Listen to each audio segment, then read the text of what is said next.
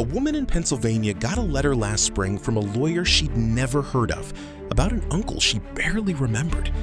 Inside was a single sentence that changed her year. You have been named a beneficiary. No drama, no movie reading of the will, just a letter, a phone number, and a number at the bottom that made her sit down on her kitchen floor. She's not alone. Over the next 2 decades, something like $73 trillion is going to change hands in this country. Not stocks going up, not some government program, an actual transfer of wealth from one generation to the next, the largest in human history. And here's the question that letter raises for literally everyone watching this video. Are you in line for any of it? Or is this one of those big, scary numbers that's all over the news and has absolutely nothing to do with your life? My name is Nick, and I spend an unreasonable amount of time pulling apart big economic numbers to figure out what they actually mean for normal people.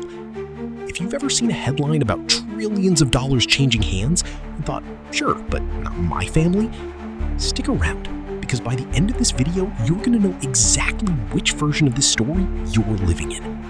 Hit subscribe, because we're about to find out if that knock on the door is coming for you, and what to do whether it is or isn't. Okay, let's start stupidly simple, because this number gets thrown around constantly, and almost nobody explains where it comes from. The $73 trillion figure is an estimate of the total wealth currently held by older generations in the United States, mostly baby boomers and the oldest members of the silent generation, that is expected to be passed down to their kids and grandkids over roughly the next 2 decades. It's not cash sitting in a vault somewhere. It's homes, retirement accounts, investment portfolios, small businesses, life insurance payouts, all of it added up across an entire generation. And that generation happens to be sitting on more wealth than any generation in history, partly because they bought homes when homes were cheap, and those homes are now worth an enormous amount more. So the math is simple on the surface. Old generation has $73 trillion. Old generation eventually passes away. Money moves to younger generations. Done, right? Except here's the part that 90% of people get wrong, and it's the single most important idea in this entire video. That $73 trillion is not evenly spread across every boomer family in America. It is wildly, almost absurdly concentrated at the top. Depending on which research you look at, a huge share of that total, often estimated above half, sits with the wealthiest households, the kind of families that already have financial advisors, trust attorneys, and vacation homes. For everyone else, the picture looks completely different. So here's the rule for this video. Tattoo it somewhere. The $73 trillion headline describes the total. Your family's reality depends on which slice of that total your family is standing in. Every story in the rest of this video is just this one rule playing out at different scales. And the first place this rule shows up is in the number that actually matters to most families, the typical inheritance. Forget $73 trillion for a second. If aliens landed and asked what a normal American family actually inherits, you wouldn't show them the headline number, you'd show them the median. And the median inheritance in this country is somewhere in the range of $50,000 to $100,000, depending on the survey and the year. Compare that to the average, which gets pulled way up by a small number of massive inheritances, often into the hundreds of thousands.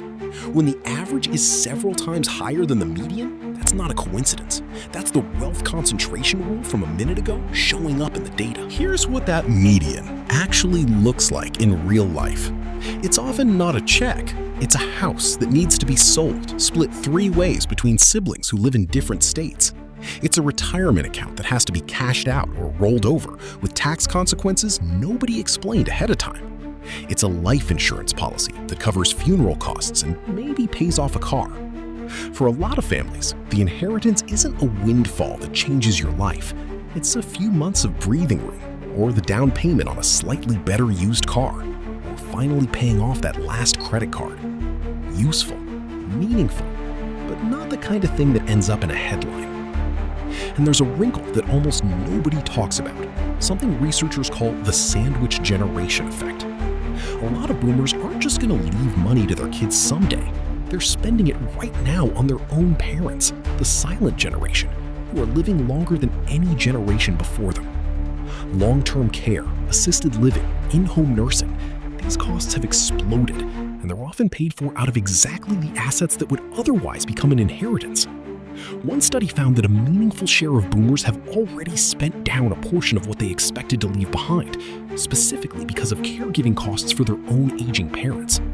So even families that look like they're sitting on a comfortable nest egg can watch a chunk of it quietly drain away into a memory care facility before it ever reaches the next generation. Now let's go the other direction, because this is where the cinematic part of the story lives. Same rule, bigger scale. Tier 1, the family business that becomes a fortune. Picture a family that built a regional business decades ago. Maybe a chain of car dealerships, a manufacturing company, a string of restaurants. Nothing flashy, just a business that grew steadily for 40 or 50 years. By the time the founders are in their 80s, that business might be worth tens of millions of dollars, sometimes more. When it passes to the next generation, it doesn't show up as a check either. It shows up as ownership, as control, as a seat on a board. The kids inherit not just money, but an entire operating business with all the decisions that come with it. Sell it, run it, split it among siblings who may or may not get along.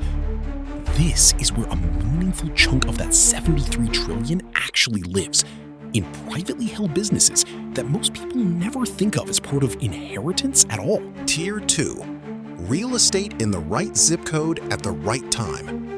Here's a story that's playing out in coastal cities and a handful of metro areas across the country.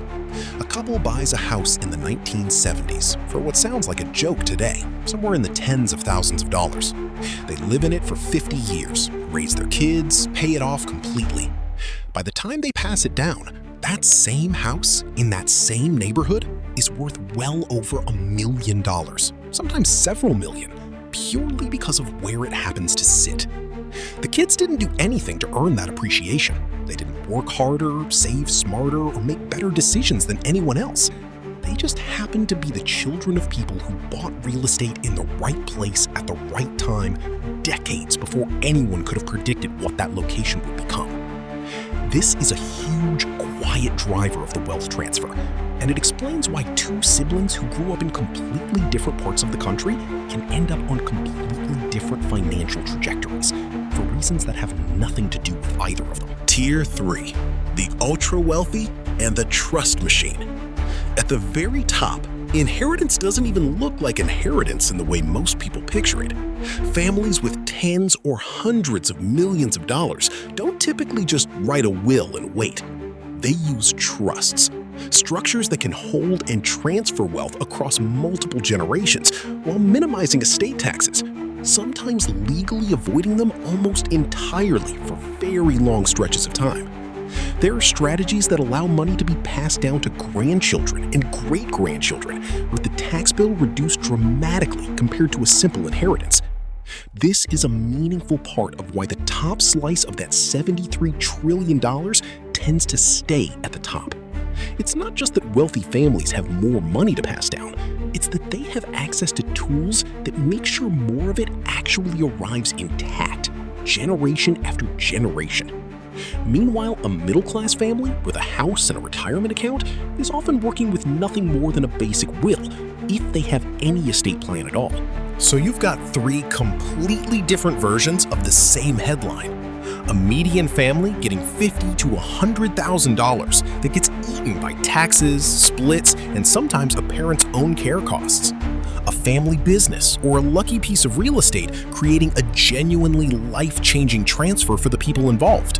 And at the very top, a structure built specifically to make sure the money never really leaves the family at all. Same $73 trillion headline, three completely different realities, depending entirely on which tier your family happens to be standing in. Quick favor before we get into what this actually means for you. If this is the first time you've seen this number broken down like this, hit the like button. It costs nothing, it takes a second, and it tells the algorithm that people actually want this stuff explained instead of just thrown at them as a scary headline. Now here's the part that should make this personal. Even if you're pretty sure your family isn't sitting on a fortune, even if you never inherit a single dollar yourself, this $73 trillion transfer is going to affect your life anyway because of what happens when that much money starts moving through the economy at once. Some of that money is going to flow into the housing market as people inherit homes and either keep them, sell them, or use them as down payments on other properties. Some of it is going to flow into the stock market as inherited retirement accounts and investment portfolios get rolled over or reinvested. Some of it is going to flow into small businesses as the next generation either takes over what they inherited or sells it to someone who will. All of that movement affects prices, affects competition for homes in certain neighborhoods, affects who can afford to start a business and who can't. You don't have to inherit anything personally to feel the ripple effects of tens of trillions of dollars changing hands over the next 2 decades. The economy you're operating in for the rest of your working life is going to be shaped, in part, by where this money leads. Real quick, because I get asked this constantly. Nick, how do you find this stuff? The research, the framing, turning a topic like inheritance statistics into something people actually want to watch for 20 minutes. That's a skill, and it's one we teach step by step inside our school community. Some of our members are already building channels doing exactly this kind of breakdown. If that's something you've been thinking about, the link is in the description. No pressure. It'll be there when you're ready. Okay, back to your money. Quick reality check before this part. I'm not a financial advisor, and this isn't financial advice. This is just the stuff I wish someone had explained to me before I ever thought about any of this. First, if you think you might be on the receiving end of an inheritance someday, the most useful thing you can do has nothing to do with money. It's having an actual conversation with your parents or grandparents while they're still around. Not about how much they have, that's not the point, but about whether they have a will, whether it's up to date, and whether anyone in the family actually knows where the important documents are. An enormous amount of the mess around inheritance isn't about the size of the estate, it's about nobody knowing what existed or where to find it. Second, if you do receive an inheritance, especially a retirement account, slow down before you do anything with it. Inherited retirement accounts come with their own rules about how and when the money has to be withdrawn, and getting that wrong can mean a much bigger tax bill than necessary. This is one of those moments where a single conversation with a tax professional, even a basic one, can be worth far more than whatever it costs. And fifth, if you're someone who's pretty sure you're not getting an inheritance at all, that's not a reason to feel behind. It's actually useful information. It means your financial future is going to be built almost entirely on what you do from here, which, if you think back to those net worth levels we've talked about before, is exactly how most people who build real wealth actually do it anyway. The families who inherited $50,000 and the families who inherited nothing are often standing in a very similar place. The only difference is one of them got a small head start. Here's the thing nobody tells you about a number like $73 trillion. It sounds like it's about other people, rich families, distant relatives, headlines on the news. But the truth is, this number is going to move through the economy you live in, whether your name is on any of it or not. And for the families who are standing somewhere in that number, whether it's $50,000 or a small business or a house that quietly became worth a fortune, the difference between that money helping for a generation and disappearing within a few years almost never comes down to how much it was. It comes down to whether anyone talked about it, planned for it, and understood what they were actually holding before. That woman in Pennsylvania, the one who got the letter, she didn't do anything special to end up as a beneficiary. She just happened to be related to someone who planned ahead, even a little. The $73 trillion transfer is coming either way. The only real question is whether the people in your family, including you, are the kind of people who are ready for the letter when it shows up, or the kind who find out the hard way what happens when nobody was. If this helped you understand a number you've probably seen 100 times but never actually had explained, do me a favor and hit that like button. And subscribe, because the next time one of these massive numbers shows up in the news, I want you to be the person who already knows what it actually means. Drop a comment and tell me, has anyone in your family ever talked about this stuff openly? Or is it one of those topics nobody brings up until it's too late? I read these. Thanks for watching, and I'll see you in the next one.